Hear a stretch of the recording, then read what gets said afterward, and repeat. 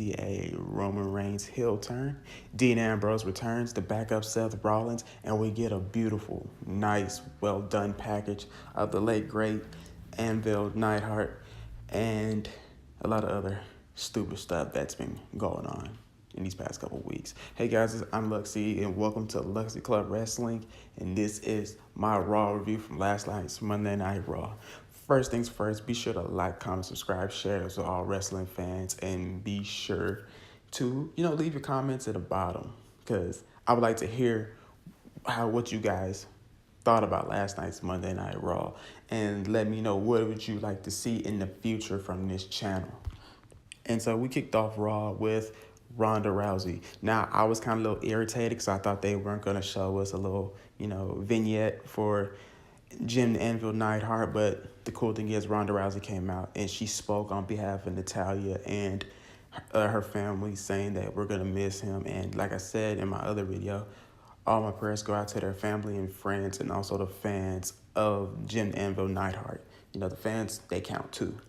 And she came out and said a very heartfelt speech about this. And it is sad. And if you want things to be more sad, it's sad to say this, that out of the Hart Foundation, Bret Hart is the last one that's still alive. Because Jim the Anvil Neidhart passed away on Monday. Owen Hart passed away back in the 90s. Same thing with Brian Pillman.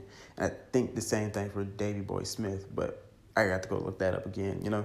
Their deaths do slip my mind. But it is sad to see this happening. And the fact that she had to go home and missed Monday Night Raw because she was supposed to have a match with Alexa Bliss, but Ember Moon ended up taking her spot, which was really sad.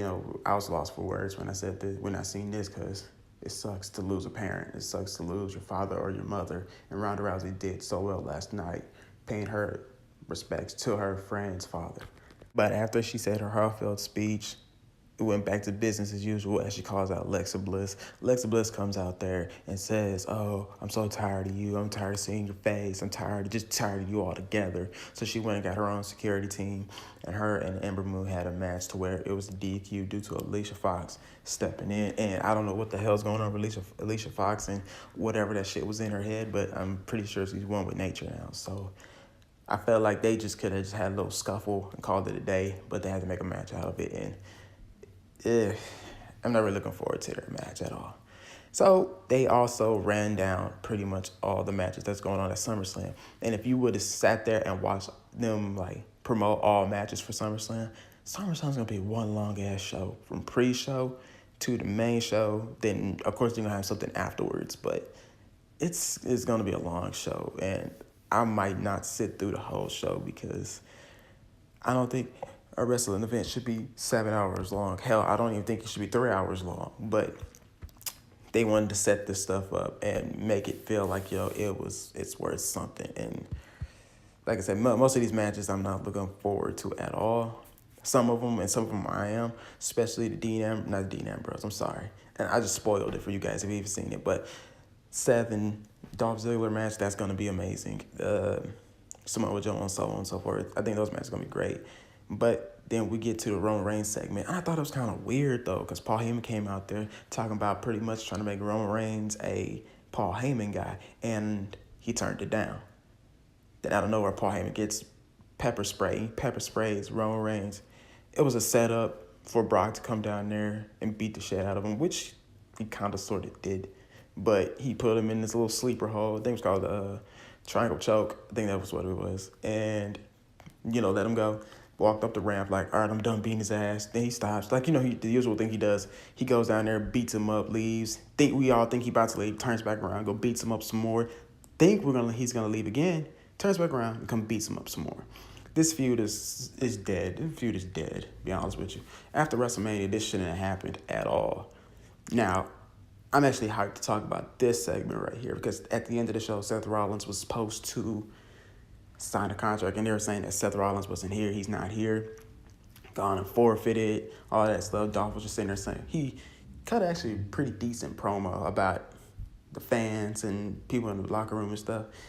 Then Seth shows up. Then Seth was all like, well, since you got a Scottish maniac, well, I went and got a lunatic. Once he said that, everybody just lost their shit.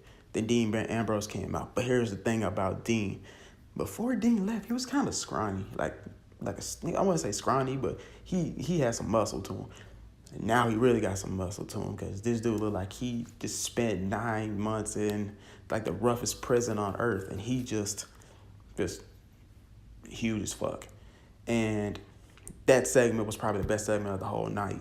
But then we go back to other parts of Raw, because other parts of Raw were kind of boring. Like the Triple Threat Tag Team match, B Team won by stealing the pin from the Revival. After the Revival hit their I forgot what the move was called, but it looks painful as hell. We thought that the Revival was about to win, but instead you see Bo Dallas comes in. No, Curtis Axel comes in, throws him out the ring. I think it was Scott Dawson that was thrown out. He pins Bray Wyatt. They retain their titles.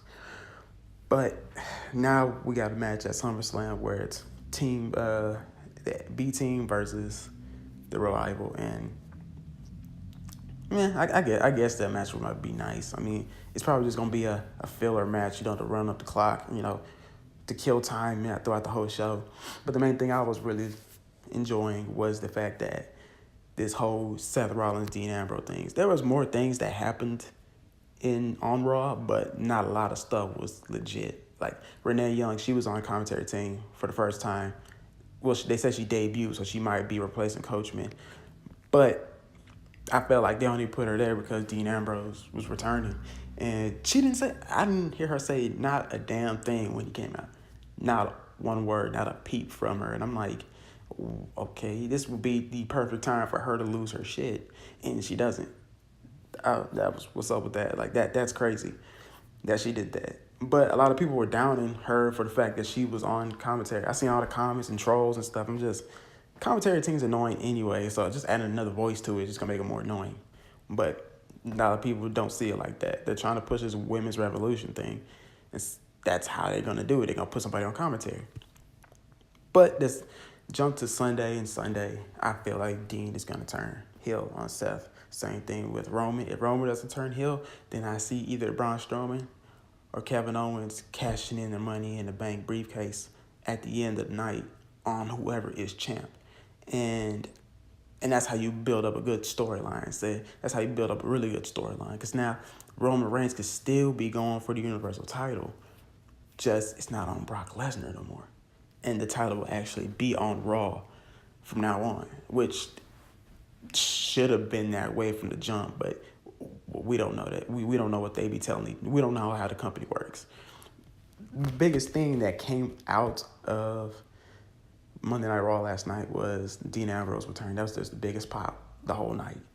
Then we had Jim the Anvil Neidhart's video package that I found out, but they always do these packages well. They do them all so well. Eddie Guerrero, when he passed away, they did a good one. When Chris Benoit passed away, they did an awesome one. And even though we don't speak of Chris Benoit no more, those video packages, they really put a lot of thought into these packages when they do them. And it's kick-ass that they do that kind of stuff. Like I said, the biggest thing is, they made all 3 title matches look legit. They make them look. They're building them up well. Alexa versus Ronda, Intercontinental title match. Now Dean Ambrose is in the corner of Seth Rollins, and of course the Universal title match is starting to look boring still. But I feel like Roman Reigns is gonna take this belt home. Either he wins that night and comes to Raw the next night and flaunts it, or what. And talk about how the fans were never there for him. I hope he turns heel. Hopefully they both turn heel, and we get to see 2 members out of the Shield that should have been heels a long time ago get to be heels. But that's all I got for you guys. The SmackDown review will be up tomorrow, if I could sit through SmackDown. But anywho, that's all I got for y'all. Peace.